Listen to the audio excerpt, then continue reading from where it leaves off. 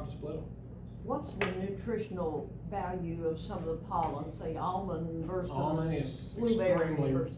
almond, I can't talk now. Almond is extremely rich pollen. They grow really good on it. Okay. And that's one reason why they come back so bulked up and fat.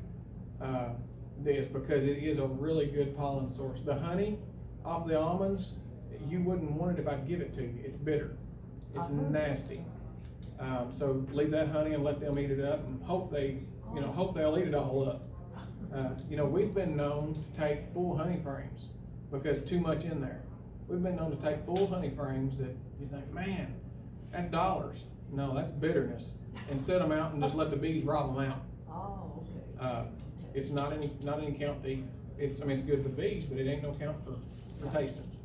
And how many hives, do you have any idea how many total hives actually went to just the almond crop this last year? 2.7 million colonies in the U.S. is what the U.S. No, that's not. Let me finish.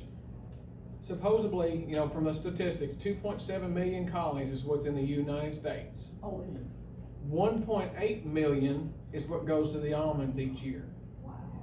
To pollinate 1 million acres of almonds. 1 million acres. 1 million acres of almonds. I don't know if any of you've ever looked it up online or anything, but the almond orchard we were in last year was 6 miles long. It's like it's not measured by acres anymore. It's like 6 miles this way and 4 this way. Huge. And how many hives per acre of almonds? I'm guessing, so almost 2 hives to an acre is looking at these numbers. And they're short every year. They're begging for bees right there at the end of the line. See, these almond growers, the ones that's growing almonds, have to have so many hives in their orchards. And you can't just say, well, I'll set my bees here and here. They tell you where to put them, because the insurance companies tell them where to put them. Their insurance policy is invalid if they don't have so many hives in these certain locations. Everything's dictated by the insurance company so that they've got crop insurance on their almonds. They keep growing too, don't they? Mm-hmm. Acres of almonds. Yep, more acres of almonds are planted every Isn't year. it 90 or 95% of the world's almonds come out of? Something like that. Of the world's almonds, not just the U.S.'s Yeah, almonds. The the world's world's. almonds come out of California. Because it's kind of out there like everywhere. I made $1 million off almonds, so then everybody tries to do it, right? Sure, and it's working for everybody. That's the thing. Right. The farm that we were on this last year had, I can't remember how many acres of cattle ground. It was an astronomical figure. And they said next year, whenever y'all come out here, we didn't go. We was talking to the guys that took them for us. And they said next year when y'all come out here, none of that cattle ground will be there. It'll all be planted in almonds. Because they were, get out, cattle's got to go, more trees in the ground. So, it's a growing industry, and you think, well, there's eventually going to be so many beekeepers out there that there won't be any contracts that'll drive the prices down. The prices keep going up every year. The prices for almond contracts are great, but keep in mind, whenever you look at that top number, you've got a $15 broker fee. Is on average they're getting $15 per hive. So say let's call it $200 a hive is what you could make out there. $15 off, that's $185. $5 off the truck out there, unless you want to drive out there. $5 off and $5 on, so there's another $4,800 off the total. But so you're 10. Let's see, 185, 175. So now you're down to 175, and you ain't even paid for your truck out there yet. Remember I said your truck out there is like $7,800 one way. So it don't take long to eat it up. Then chances are Now, you're almost guaranteed to get washed at the border. Yeah, here's the big kicker. Any of you ever been around fire ants? No? 1, 2? All right. They're teeny tiny, ain't they? You know how much one of them will cost you? $2,000 at the California border. One ant. If they find one ant on your pallets, on your truck, anywhere, your whole load gets stopped, quarantined at the border, you get unloaded, pressure wash all your hives with your bees in them, set them back on the truck. So remember that one frame of bees that I said would cost you on transport? Well, you just up that to probably another frame, because You know, the person pressure washing those hives, they're not their bees, they don't care if they're blowing up in the entrance or not. They don't care if it's 40 degrees outside and that moisture's killing the bees. You're just getting washed and getting charged $2,000 to do it. And then they'll load you back on the truck, and if they don't see no more ants, then you get to go on through and make your paycheck. So, And if whatever. they see ants, they do it again. If they see ants, they do it again. They pull them off and do it again. And you pay another $2,000. Yeah. So hope that your washing guy's good and gets it all the first shot. Yeah, you better pray good. Yeah. Now, did y'all get washed last We year? did get washed. And if you were gonna wash beehives down, would you use a fan pattern or would you use a straight stream? Fan, That's right. That's not what they use. you use a jet. They use a jet to cut your boxes all to pieces. You see the marks on the boxes. Yeah. Take the Our paint off. boxes have 1/4-inch gashes all in them, and you can see just stripes all over them from that. It's not easy on equipment, so keep that in mind. Yeah, you know, the front end looks good. I mean, it looks good when you say, hey, $200 a hive, 408 hives a truck. Yeah, let's everybody get into beekeeping. Just realize that it's there's a lot more hidden cost than that, but we figure in that $2,000. If we don't have to get washed this year, then we're gonna count that as income. But right now, it's figured in and budgeted in that we will get washed. They'll sit out there, you know, like I say, 1st of February to mid-March, as long as everything goes good. Hope you're in an orchard that doesn't flood. I mean, I don't know how many of you pay attention to the news and stuff, but Or burn up. sometimes those orchards flood, and you know, people are not just gonna run out there and get your bees out, they're gonna float.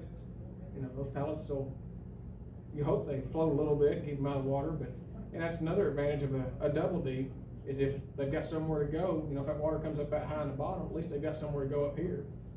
I mean, there's lots of bad things that can happen, but our experience last year was good. You know, we were very blessed, and I can't say it enough, that, you know, we give God all the glory and thanks for it. Is there any shortage of bees out there? Is there any what? Is there a shortage? Every year.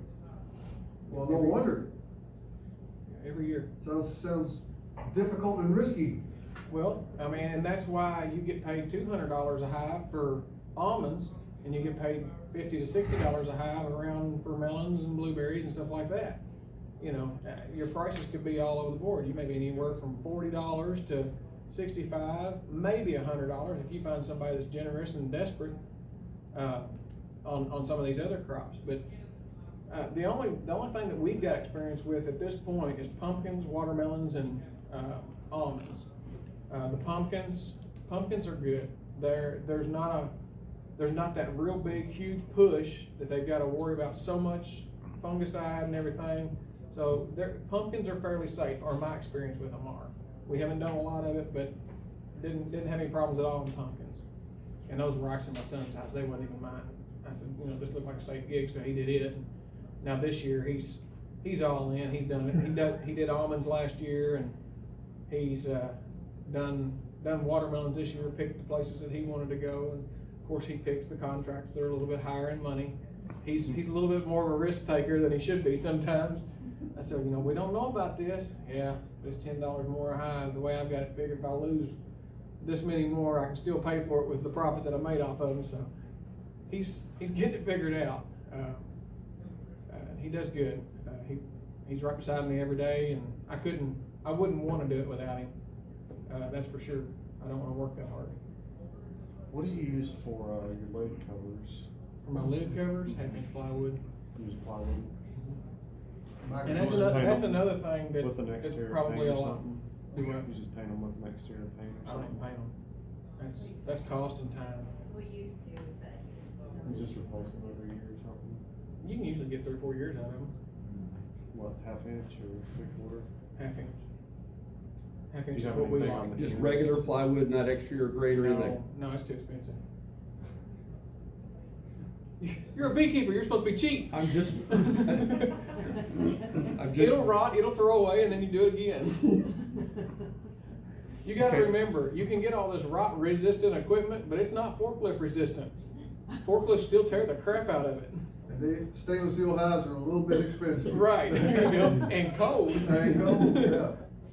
I'm trying to wrap my head around this, It's, I mean, to it's a totally, scale, I have totally no different appreciation. ballgame. I mean, you know, as a hobbyist, or even sideliner, looking at the commercial end of it, it's a totally different thing. I mean, you know, most of you guys, and y'all have probably got nice, pretty hives, and I mean, you know, everything, all these boxes are nice and straight, and the corners match up, and the corners are there. And, you know, and we try to do the same, but, you know, we've got some diamond-shaped boxes. And those diamond-shaped boxes are from this pallet being too close to this one. When I run into this one, I run over this one with the tire of the forklift. They get cold when we do honey. Real quick. Yeah. They what? They get cold when we do honey. Cause when you go to put the frames back in the box and they fall through, it gets chucked over to the side. And he just has extra frames. We just make a pile of boxes, and then that's what, you know, what I should be at home doing today instead of up here is cutting and gluing, and, you know, like rotten boxes, we'll cut about that much off the bottom and make us a shim and put back around it and nail on it and glue it and repaint it and put it back into use. If they're rotten up very far and don't wanna mess with it, then, Deep comes the super. no, we run all deeps on everything, Oh, so okay. a deep becomes, whew, that's warm. Yeah. You know? Firewood. Right, that's right. You know, I heat my garage with wood, and a lot of frames and bee boxes is a big part of that. So, you know, the commercial does look different. The equipment's one thing. I do want my equipment to look good, and, you know, there's some equipment out there that, and I get where they're coming from. It's not gonna make you any more money if it looks nice and neat than it does ragged and nasty looking. But my thing is, around home, you know, a lot of people like their properties to look good, and I'm always looking for bee yards. So if I take ragged looking equipment out there, and they go, man, that looks bad on my property, or I take good, nice, clean looking equipment out there, they're more likely to look at that and get yards easier, Well, not in only- my thinking. You can't move junk equipment. You can't Yeah. move She- equipment. You dump pallets. You just can't do Your that. pallets, So you have to keep you know, your pallets are, like I said, your hives are 4 to a pallet, or on ours they are. And your pallets get in bad shape, they're in ground contact all the time, they start rotting and corners rot off, tie boards rot off of them, you know, whatever it may be. Or rails start coming apart, so now you got 3 hives that are sitting straight and one that's sitting like this. Well, what happens whenever that's the bottom pallet, whenever you're stacking them on the truck? Stack's crooked. The whole stack keeps getting farther like this, it looks like the leaning tire of whatever that is, Beaver. trying to get it on the truck, and you're playing a balancing act with a forklift. And, not only that, but you're running around, you gotta remember, you know, you're not running on a factory floor that's smooth, you're running through a field that's been plowed and everything else, so, you know, you're trying to balance And there's those. no time to fix that pallet, cause you gotta get it out of there or do whatever. No, you're not out there to work on pallets, you're out there to somehow get it on the truck and get it out of there. Cause the driver's waiting in your next, you know. Yep, so I mean, you know, coil your equipment while you're on the ground, don't wait until loadout day. Most of y'all probably got inner and outer covers, telescope and lid with an inner cover, you know, ours is just that flat piece of plywood, that's it. Something I have started doing is adding a 2x4 1/2 inch thick, just ripping them and putting a 1/2 inch shim all the way around the top. A couple of reasons, one, I can throw a patty in there if I want to, like a pollen patty if I wanted to. My biggest thing, and y'all laugh at me and that's okay, when I pop that lid, flat piece of plywood keeps them down in the frames. When I pop that lid and I've got that 1/2 inch gap above there, it gives them room to come across, man, that hive just looks beautiful. It's like a Christmas present every time you open it. So, you know, it's exciting to see that many bees that, you know, just as soon as you pop the lid versus having to wait for them to start to blow up out of there. So you don't put the ripped piece of 2x4 on the outside like a telescoping cover, you're just making a shim. Yep, you have no, our lids don't have any front, nothing that drops down that holds it on the hive other than the propolis. That's the only thing that holds our lids on. And that's another thing, whenever you get where you're going, you know, whether it be local moves, whether it be moves to South or California, wherever you're going, you're always gonna be going back around straightening boxes up and stuff, cause, you know, it's a rough ride. Boxes are gonna be sitting halfway off, so, you know, middle of the night, keep in mind, still the middle of the night, you're going around and straightening boxes and lids up and everything, and then, you know, you go in, get a couple hours sleep, get up and go out and work your bees the next morning. Bring into the next yard, so that you can do it all over again and get a couple more hours of sleep. You know, when it's moving time, it's moving time. When you pull your supers off, how do you get the bees out there? You just shake them and let it on the truck? Fume boards. Fume boards? You put those on like the day before? No, fume board only takes about, 20 minutes. not even that. 5 if it's, Yeah, depending. 5 at the most. You wouldn't wanna, they'll be so drunk they won't come out there if you lose one more than that. Which. And you're buying everything in bulk, so when you're buying the spray for your fume board, you're buying a It goes tank. goes a lot farther than what you think. No, I bought a 20-ounce bottle, and we pulled all of our fall pool with it. Used two. Two different kinds. This year, didn't we? Yeah. That- But it'll go a whole lot farther than what you think. You don't have to reapply between every super. We run about 5 fume boards, and so we'll pop the lids off about 5 highs, put them on, and by the time we get down there and get the last one situated, we'll stand around, I don't know, 3 or 4 minutes, getting ready. We got the forklift sitting there with the pallet, and we'll pop that first one off. Somebody will take the fume board and move it on down to another new hive. So you're just playing leapfrog. This fume board goes on down the line to the next available hive, it gets a fume board on it. This one you pull the honey super off, put it on the pallet, blow bees out if you need to, you know, we'll use a leaf blower or bee blower, whatever you wanna call it. Blow the bees out on the ground if there's still some in there, and put the top back on, lay the queen excluder on top and come around and get them in a little while. Just keep that process, take a forklift, set the pallet of honey on the truck, and go to the next yard. So from the Start time you next put pallet. that fume board on, the bees will leave in just a few minutes then? Okay, I didn't know that. Yeah, it stinks. Yeah, that one's, Any of you ever ride a public school bus? Almond oil, isn't it? no, No. one of them is. One's almond oil, but the one that works really good is butyric acid or something. It's some kind of acid, but it smells like school bus vomit. That's the nastiest wrong. They won't ship it. They won't ship it? No, you can't ship it through the mail. You've got to, what is it, UPS or, is it UPS that'll carry It's a it? hazardous chemical. Yeah. You have to pay extra shipping. Yeah. No, That's a good it's stuff. nasty. It's nasty. Don't get it on Get it you. on your hand and rub your. Don't get it on you, and do not put the bottle in the cab of your truck. Because it will reek for a year. It's horrible.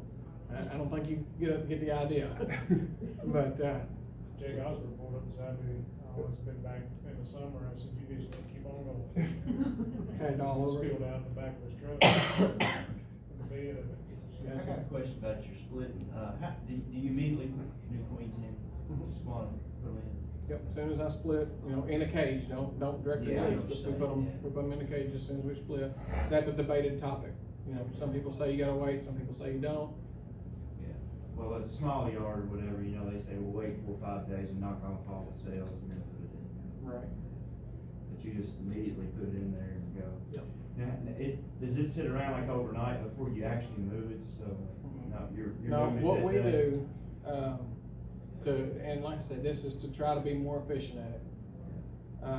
What we do is, we'll come in that day and we'll split a yard of 100, whatever we're gonna split that day. And, we'll pull every frame out.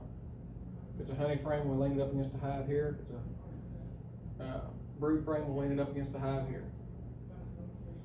Put same number of brood frames in the bottom box as we do the top box.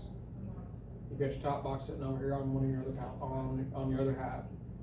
So we'll take every bee in that box and we shake everything to the bottom. Everything. We don't want one bee left on any of those frames that go in that top box. So once we do that, we put a queen excluder on. Now we know where our queen's at. Is it 100% foolproof? No. Somehow we still wind up with a queen in that top box every once in a while. But essentially she's in that bottom box. So we put the queen excluder on, we set the top box back on, put the top on. We get all this done, then we bring in a load of pallets and we come down the row and we sit right beside every pallet. 30 minutes before dark, We go by and we grab the top box off and we set it on another hive, put a top back on the original hive. Another hive or another? Another pallet. Another pallet. Top box to another pallet, I'm sorry. You don't use bottom boards, you just. No, it's just on pallets. They're special made pallets. They've got a rim around them and entrance and clips that hold them in place. That goes on a new pallet. New top on the old parent hive with the original queen. Come in just as soon as we get them all set over. Sometimes we're doing this at the same time. Sometimes my son's splitting and putting those on, I'm loading, or he's loading and I'm splitting, whichever. And we'll take that load and we'll go to another yard with it. And that way we don't lose our foragers. But what happens is through that queen excluder, through the rest of the day, everything balances out. Essentially, you've got two completely equal hives. So you take that one, go to the next yard, pop queens in. And, then you're done. Set another box back on both of them and let them move back up. So you just let the nurse bees come back up into that top box and then you move it and then all your Yep. That's about the most efficient way of splitting that we found. You know. You all use the same day. Yeah, like I say, most times splitting, we wanna at least split 100 hives a day. And that's well doable. It's just how many do you wanna move that night? That's the thing, is how much running do you wanna do all night after you split all day? Now, if you see sales, you go. Sometimes. Oh. It depends. If it's a ripe sale, we'll mark on that lid. If it went in the queenless half of it, Yeah. we'll mark on that lid, ripe sale. If it's gonna hatch in a day or two, no reason to put a queen in that one, let it catch its own. I was wondering. Cause you were talking earlier too, that you gotta keep your momentum going, and that's kind of a momentum breaker in a way. Right. Even a ripe sale, you got 3 weeks before, or even 4 weeks maybe. Not on a ripe sale, Well, you got a week to get out and get mated, right, or just a few days, and then get Yeah. mated, so about 3 weeks, right, before you get your first. You Well, you got brood already in there, If you right? got a ripe sale and you already got brood, Yeah. that ripe sale, I'm talking something that's ripe, not Yeah. just capped. I'm talking, you can tell I when get they're thin getting on thin. it. If you got one that's ripe, she's gonna be out in the next day or two. So you're looking at a week and you should pretty well have a laying queen as long as the weather's good. 2 weeks tops, 2 weeks, there's a queen going in there, one way or another. Well, I guess what I was saying, 3 weeks before that, the new generation is coming out. Well, the queens will Gotcha. stay in there 3 to 4 days, roughly 4 sheets old after being mated. Is that right? It varies. It Yeah. varies. I've seen, I've 3 to seen, 5 days. seen them returned and laying when they shouldn't have been, and I've seen them that Yeah. don't ever make it back. So it's all over the board, but the standard is she's gonna walk around for a few days before she ever flies. And then she's in there 3 to 4 days, 5, varies before she starts laying. But meanwhile, you've got brood in there that will be hatching. Right. So that, Yeah, you've got all stages of life in there, so you're not losing any momentum. There's not too many times that you're not gonna lose momentum with a cell, but that's one of them, because you've made that split and you've got all ages and gonna be hatching over the next, from now all the way up that full 3 weeks. But you're not normally worried about that. Normally, you're putting your foot on the gas and popping a new queen in there and just going. It's more efficient for you to do it that way. We do all three. We'll do virgins, we'll do mated, we'll do cells. It just depends on what we've got at time. If we're out of mated queens, we run out of mated queens just like everybody else does. Hopefully this year, she's gonna be turning out about 100 queens a week. We're gonna try to solve that problem and cut some cost. But, if we have to, we'll buy some. If we have to, we don't ever go to a yard that we don't have some way to requeen a hive, whether it be ripe cells, getting them out of the incubator and take them with us, or whether it's virgins, we'll cage virgins. If we don't have somewhere to go with them, we'll cage virgins. And you can bank a virgin. I don't want to go farther than 4 days. They say you can go farther than that, but I wouldn't want to. We'll take virgins, we'll take cells, or we'll take mated queens. Preferably, I'd love to have mated queens every day, but sometimes we run short. Do you have a breeding yard that you graft out of, separate from your commercial hives, or? They're all, I hate to say production hives, they're all in use, but what we'll do, just like last year, whenever we were down in Florida for the winter before almonds, she was looking at a hive and she said, we need to mark this one. This one's got great brood. the queen pattern's great, the temperament's great. You know, so we put, you know, breeder A+, and that way when if it made it back from almonds, and it did, you know, it got shuffled to our breeder yard where she pulls from to graft. You know, we've got one yard just down the road that, you know, we'll keep, I don't know, 50 hives in it or something, nothing major, and she'll just bounce around on whoever she wants to graft from, and that way we're not grafting from the same one every week, grafting from somebody different all the time, and keeping a genetic diversity somewhat that way, and then we add in new stock every year too. There's a lot, and I ain't even got it all figured out. So how many queen cells do you have? How many breeder nukes do you have when you're doing that? You're gonna graft 100 queens a week. Well, how many resources do you need to facilitate those 100 queens a week? 400. You'd have to have 400 nukes if you're gonna do 100 queens a week to stay on schedule. And that's what we're trying this next year. We've been mating in 5-frame nuke boxes. And a buddy of mine made some queen castles, and I'd seen them, just never have gave them a second thought, and he said, here, try this. He just tinkering around and built them. And I tried them, and I liked them. I said, all right. I said, I like them. He said, okay, cool.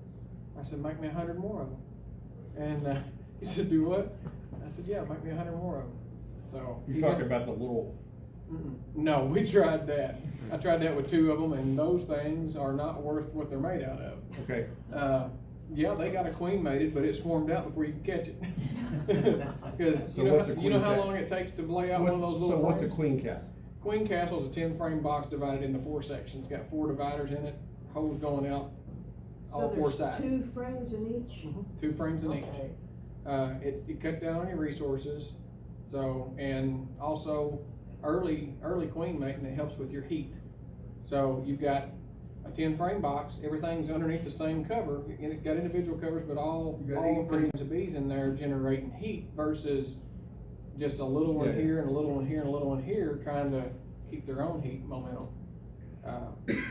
It worked good last year, what little bit we played with it. You know, it may be a 100-box mistake this year, I don't know, but if everything goes right, what we're wanting to do is 100 queens a week. You know, she'll graft, and there won't be 100 mated queens come back. If we get 75, I'll be tickled to death. But graft 100, put them in. Week 2, graft 100, put them in. You know, and when I say graft them and put them in, I'm talking like we don't put cells in until the day they're going to hatch. We run them in an incubator so we can use our cell builders for something else to make the next round of cells, our starters and our finishers. And then they go to the incubator and another round goes in. So we'd come out of the incubator with 100 cells. We put them in these 100 slots on week 1. Week 2, we put 100 cells in this one. Week 3, we put 100 cells in this one. Week 4, we put 100 cells in this one. Week 5, we should be ready to pull mated queens out of week 1s. Pull all those out, put cells back in week 1. Week 2, pull it. So you make that whole cycle and come back around, and you should be walking back into mated queens. So you're gonna be using the same breeder nuke, the same queen breeding nuke over and over and over? You'll be using the same mating nuke over and over and over. So you pollen constantly, or? No, I mean, it's a working hive. It's just 2 frames. You'll probably have to pull a frame of brood out every so often, because they're gonna, you know, in the time that queen's laying in there, it's gonna start getting overpopulated. So you're gonna have to pull something out. Give some room. And that's the whole idea of being on that 4-week rotation, and on the 5th pulling it, is so that it's repopulating itself. You don't have to keep bringing and recharging these mating nukes. They recharge themselves.